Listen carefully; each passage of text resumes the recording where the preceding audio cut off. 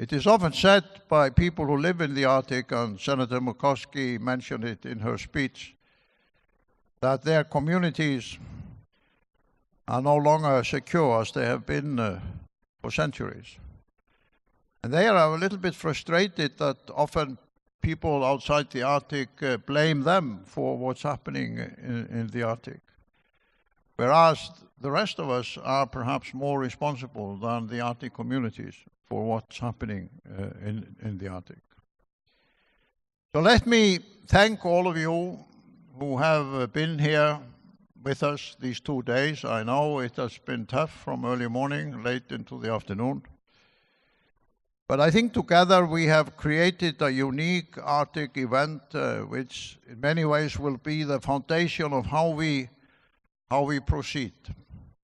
And as the Swedish ambassador for Arctic Affairs mentioned in his speech, to link this to the Arctic Circle ministerial meeting in this way, so many of you traveled directly from the Arctic Circle ministerial meeting, the Arctic Council ministerial meeting, to the China Forum of Arctic Circle here in Shanghai, is perhaps a greater proof of the global relevance and interdependence of the Arctic on a personal level than we could have organized in any other way. Our Chinese hosts should get enormous thanks from all of us from how they have brought this together. But nobody has been more responsible than my good friend sitting here to me, who in his spare time leads the Chinese Polar Research Institute and then helps the rest of us to understand the Arctic. So before we proceed, I want to ask all of you to give him and his colleagues a very strong applause for everything that they have done.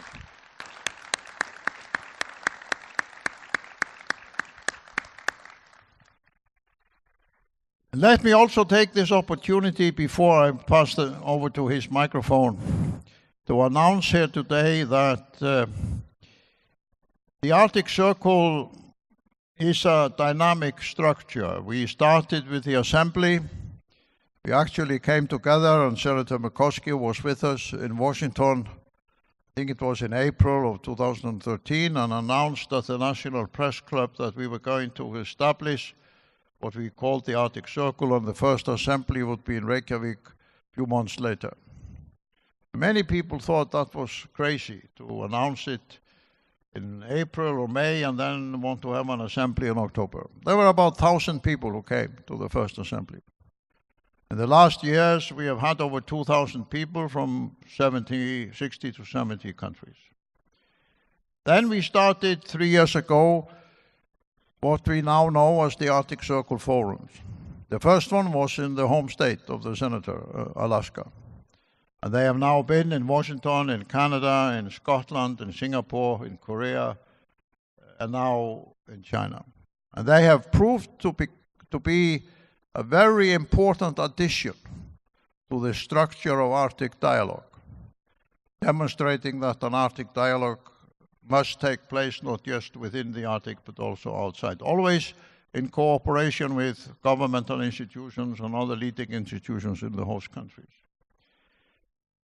And last year we started to experiment with the third part of the structure, which we decided to call mission councils. It is a voluntary effort of individuals who are interested in particular subjects, and we give them the license to come together and discuss these particular topics, and then have a network of contacts within the Arctic Circle community.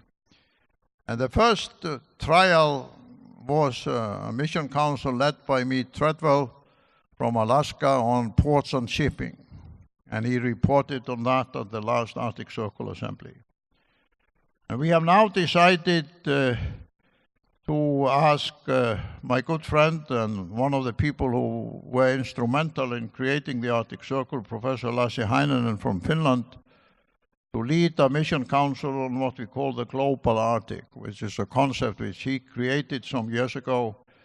And if anybody doubted that that was an interesting and relevant term, just look at the global nature of the Arctic China Forum. And there will be others in the near future. But they are at the trial stage. But I wanted to take this opportunity here to announce it, and hopefully they will turn out to be a similar success as both the Assembly and the Forum, though of course they will be on a much smaller scale. But it is an opportunity to allow committed people to work together in between assemblies and forums in a very open, very democratic, and a voluntary way. There is no diplomatic or governmental structures that are related to that. It's entirely an individual effort of those who are committed enough to want to spend time and effort to explore certain aspects of the future of the Arctic. We have also discussed the possibility of creating what we call preliminary now a mission council on indigenous stewardship. And that concept refers to the fact that not only a big part of the Arctic, but a big part of the planet is under either direct or indirect control of the local communities, people which we call indigenous people, although I'm always having more and more trouble with that concept. The senator referred to that in her speech about the communities in Alaska and their responsibilities, and there have been also many other speakers who have referred to that. So we are now in a preliminary dialogue with a leading American environmentalist and activist who has worked with indigenous people in many parts of the world, who might be willing to lead such a mission council. And there might be others. We will see. If any of you have an idea, please also contact the Secretariat, and we will see how we can progress. So with these words, I hand over to you, and then maybe we open the floor for some questions and comments from the audience. Thank you very much, Your Excellency President Grímsson. So I fully agree with you. Excellent summary, indeed, a very excellent summary on this forum. So from my point of view, I really want to, first of all, thank you very much for the great leadership and to have this forum in China. So after now, it's closing to its end. So I think without Arctic Circle, then the Arctic Circle China Forum will never take place. It's obvious. It's obvious, but that's the reality. So. If we, through this forum, I realize that. So there are so many aspects and so many works and so many different people, indeed, has been related to the Arctic. But without this forum, we will never come together. So I think even Chinese, we will never have such kind of opportunity to see so many, even Chinese, together on this. So I think many of our fellow Chinese don't really know about the Ewenki people in very north of China. So now the Ewenki people has coming. And the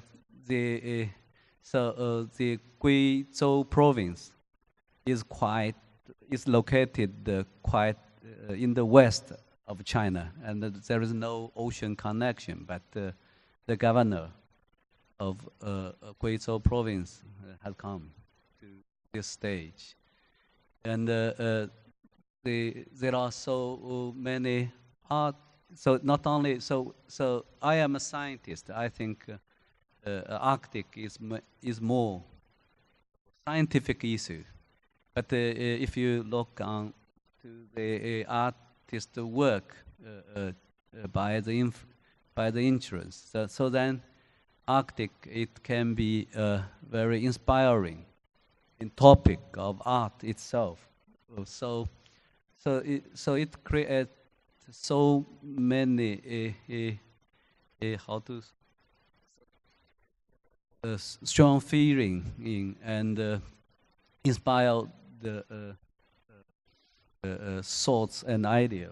So it's really inspiring meeting in China. I think without Arctic Circle, such kind of holistic picture of Chinese Arctic will never appear. And in the other hand, I think if the Arctic Circle don't organize a forum in China, then I think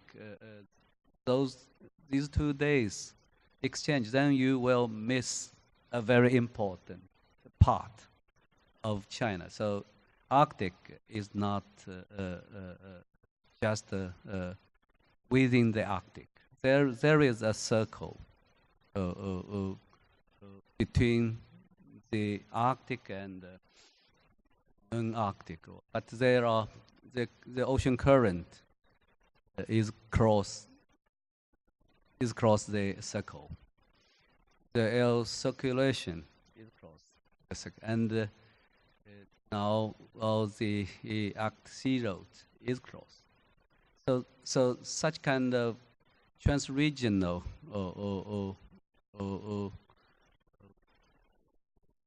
dynamics is there.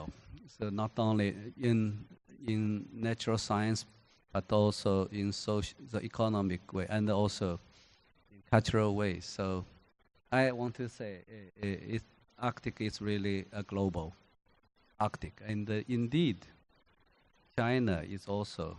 So the sea level rise, the sea level of Shanghai is closely related to the stability of Greenland. The sea ice retreat has caused the extreme weather in even southern China. Also, but not only bad the effects, but also we can adapt to such kind of big change in the Arctic. So I think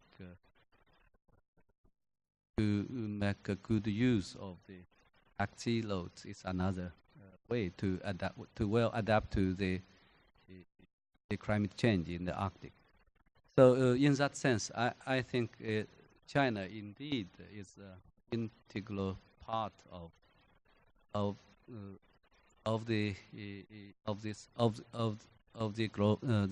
planet Earth, and well connected to the Arctic. I think that's the central theme of this forum. So I personally was fully convinced that China should do. So I think many of my fellow scientists have commented that we should do more observation into the Arctic region, and we should understand more about the people living in the Arctic.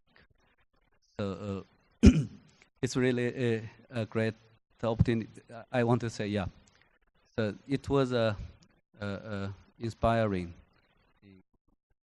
forum, and I didn't even expect that such kind of good discussion can take place. And on the other hand, if without this forum, so we will never have an opportunity to have close and face-to-face discussion with prominent U.S. senator, the minister of Arctic states, and such kind of opportunity to give us really. So now we are. So my fellow my good friend Yang Jian also always saying that, as a scientist, we should deal with a real question or to real. So then, only we talk with those people who have real responsibility, then we can have such kind of opportunity to have real discussion, Arctic issues. So that's another. So I have talked a lot about that film. I fully agree with you, President Grímsson. So it's a remarkable forum and history. I'm really happy that we have this forum here. And one more thing, as an organizer, I want to say, it's another. It's also an opportunity for us to show Chinese are really willing to contribute to the Arctic issues to solve. So this place is a good place, and we got it for free, but use it for 2 days. That's from the Shanghai municipal government, and lots of people. And you must have found lots of volunteer young people. They are diligent. They work for this forum. And my colleague, they also work very hard for that forum. So I want to also take this opportunity to thank a lot of support from. And sincere thanks should will go to Your Excellency, President Grímsson, and the Secretariat. I think you are so professional and have very high proud. And in the same way, PRIC, we are good at a different way, and we are also proud with ourselves. But we made an excellent cooperation for the same goal to make this cooperation. Thank you very much for the excellent cooperation with the Secretary. Thank you very much indeed. I support your thanks to your colleagues at the Polar Institute and the Secretariat there, but also to the Secretariat of the Arctic Circle, who have worked also tirelessly to bring this about. It's not always easy to communicate between Iceland and China, given the time difference and everything else. But also, like you did, thank the many volunteers, the young Chinese people who have been in this great building during those days and in many ways helped us to facilitate the smooth running of this forum. Let us give them a great applause. So, now the floor is open. I hope there are some microphones somewhere. And if you want to raise your hand to make some comment or suggestions in a democratic way, the floor is now open. Yes, thank you, Jan Dusik, United Nations Environment Program. And congratulations on the really interesting program and for these 2 days. And 2 messages. One would be that indeed having this forum in Shanghai right after the Arctic Council Ministerial gives a full picture of how the Arctic is connected to the rest of the world, not only to China, but also to other parts of the world, number one.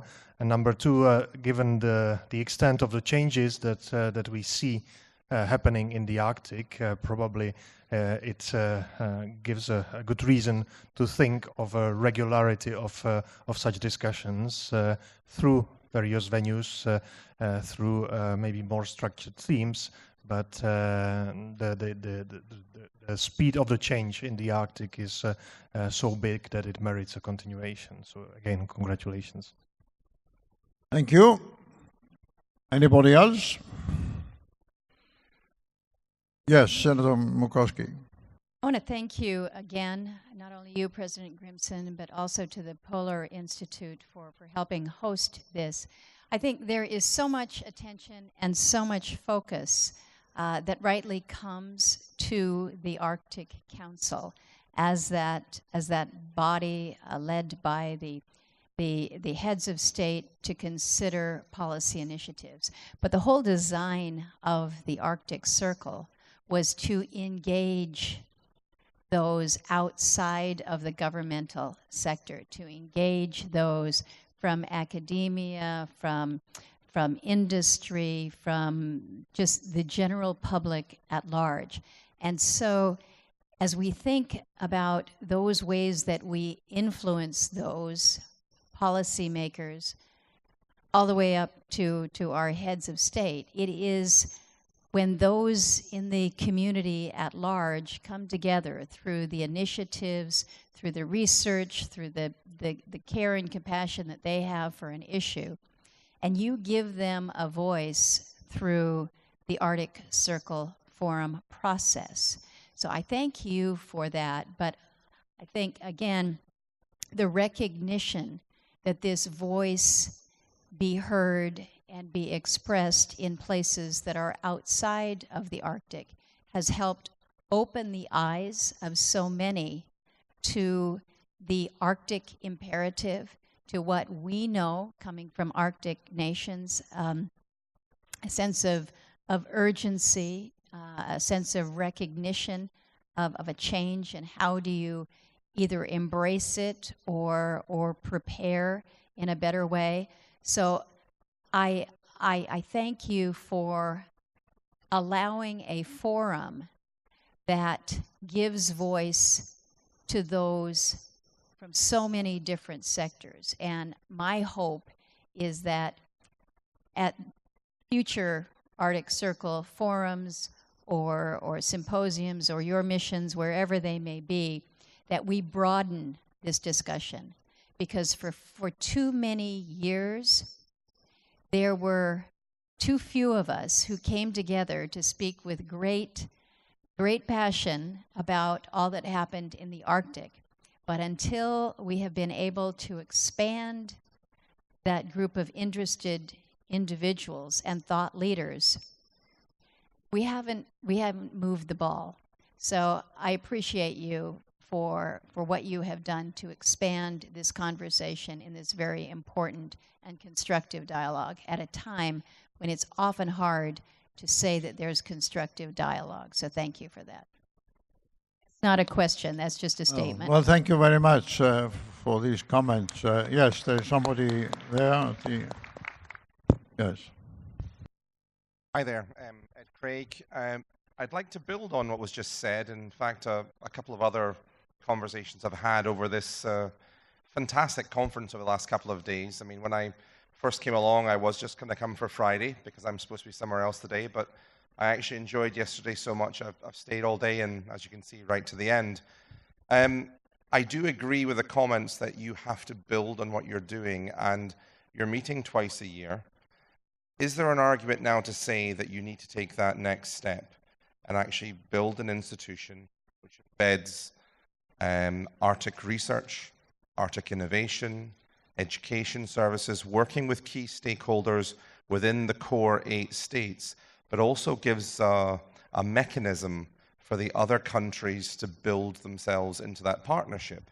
And I jokingly yesterday, because the Asian Development Bank was part of the session I was speaking at, and I said, well, you should rebrand this the Arctic Development Bank. Why not?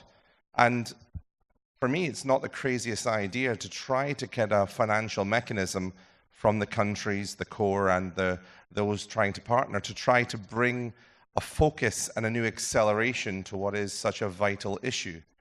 So I suppose what I'm asking you is, what is the next stage for governance, for development, for engagement to provide a really clear focus of the core countries, but also those other countries and agencies from an enterprise background, academic background, and government background to come up with the solutions, many of which are already here, to achieve the objectives and the outcomes you're looking for from not just the Arctic, but perhaps also the other polar regions as well. Thank you. Yes. Can you bring the microphone here to the third table? Maybe you introduce yourself, one sentence. Mr. President, yes, I'm Miko Mered. I'm professor of Arctic geopolitics in Paris and president of the French Polar Cluster I wanted to build upon the question that was just asked because I've been running an organization in France, the French Polar Cluster, that is based on the same approach as Arctic Circle, as you know, Mr. President. And I think that sometimes when you manage to build a forum, a venue where people can talk with each other, you don't necessarily have to go to the next step to build an institution, a think tank, or a research institution. The fact that you're a forum, bringing all these people together and enabling them to just talk together without trying to push your own organizational agenda, whatever, is an added value that could be hindered if you start institutionalizing. So it was just, maybe we disagree on this one, but I wanted to tell you that that's what we did in France, and we don't want to institutionalize. Otherwise, it would not work anymore. Thank you. Yes, let's take final comment here.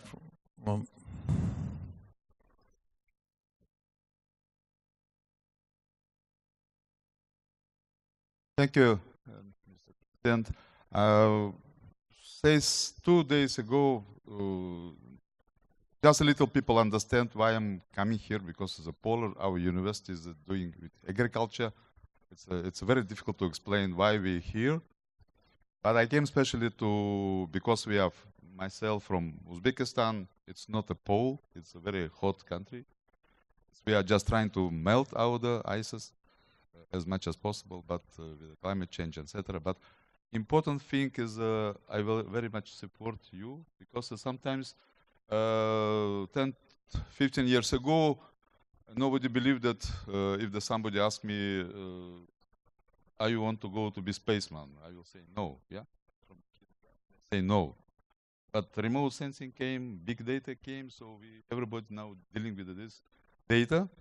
And now if several years ago somebody said about do we need to talk or come or go to the Arctic Pole, there will be the same negative answer. But today, several times from this forum is met that Earth is unique, is for everybody.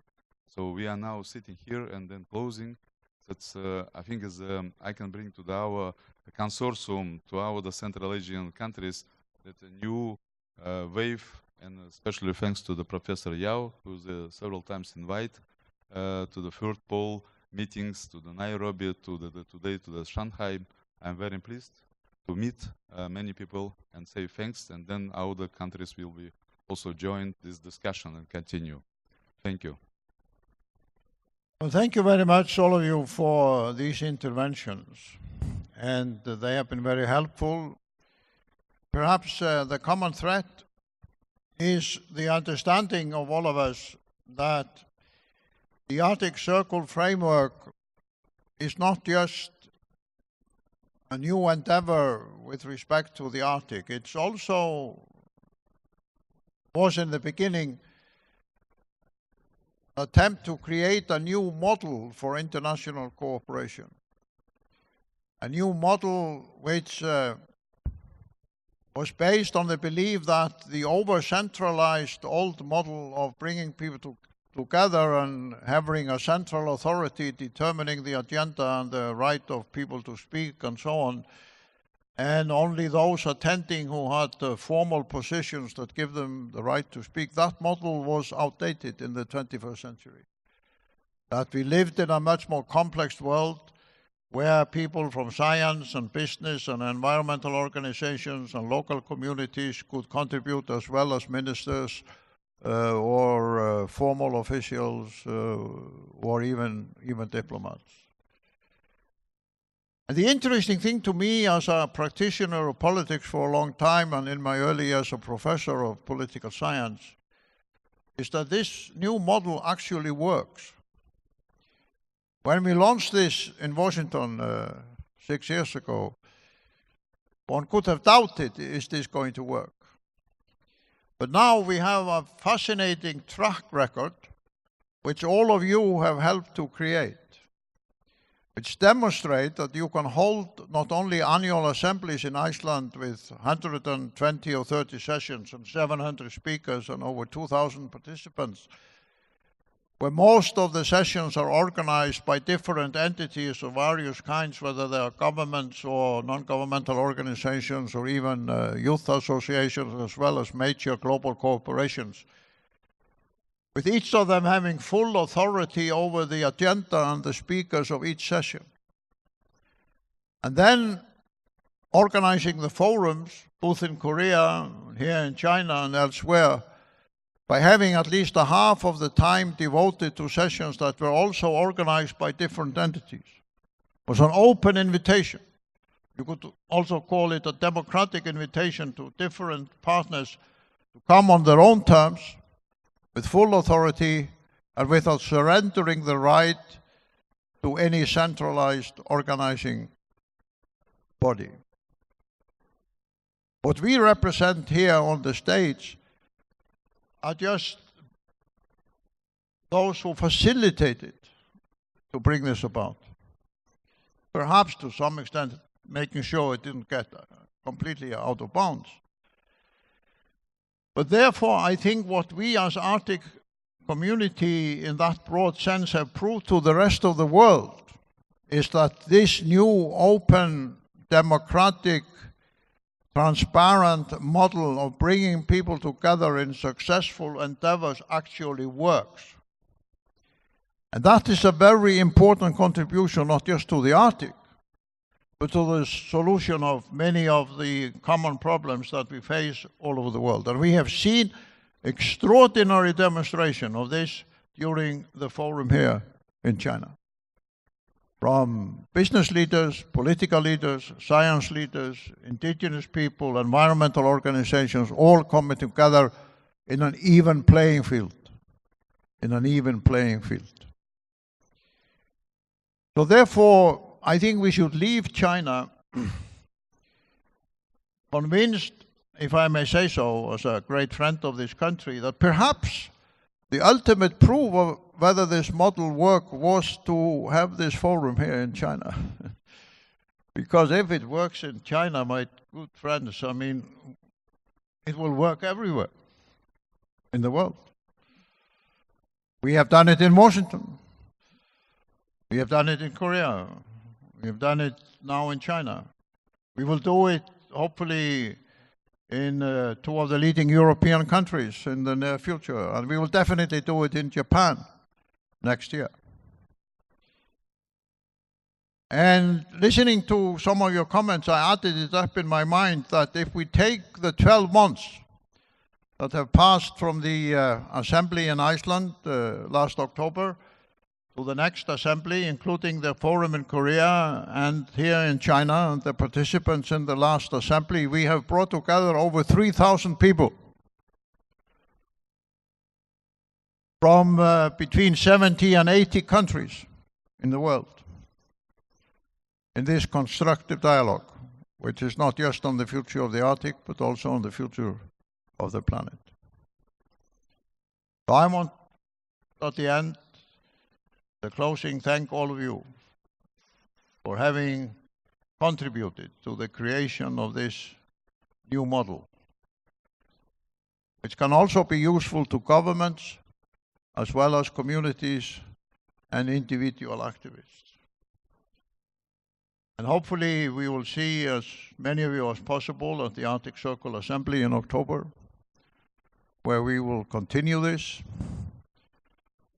See you in either Paris or Berlin or both cities, either later this year or sometime next year. Definitely see you in Japan in November of next year.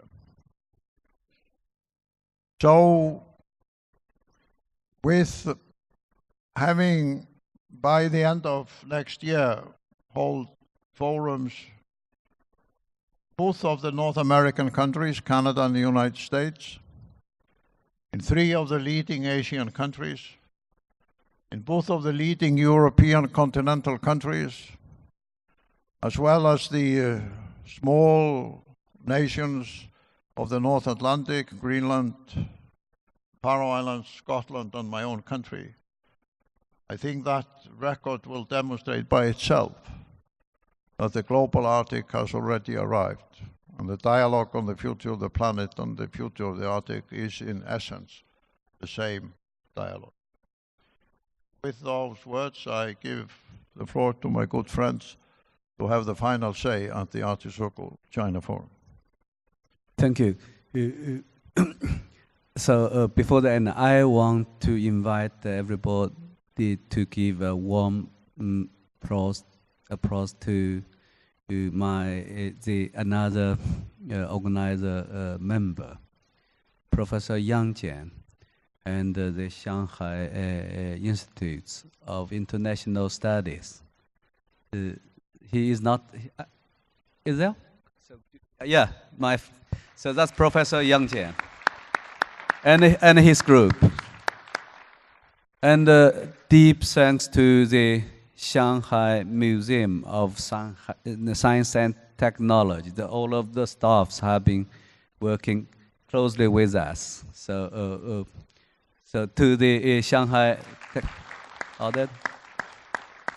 and indeed, we got very strong support from the China Oceanic Development Foundation and the Chinese Society for Oceanography. And there are many international bodies support Arctic Circle for a long time.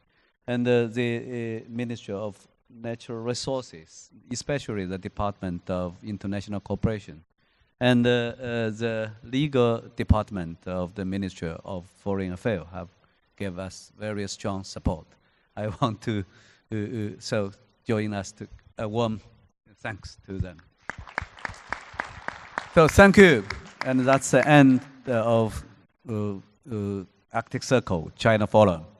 Hope you have a safe and pleasant journey to your home country. Thank you.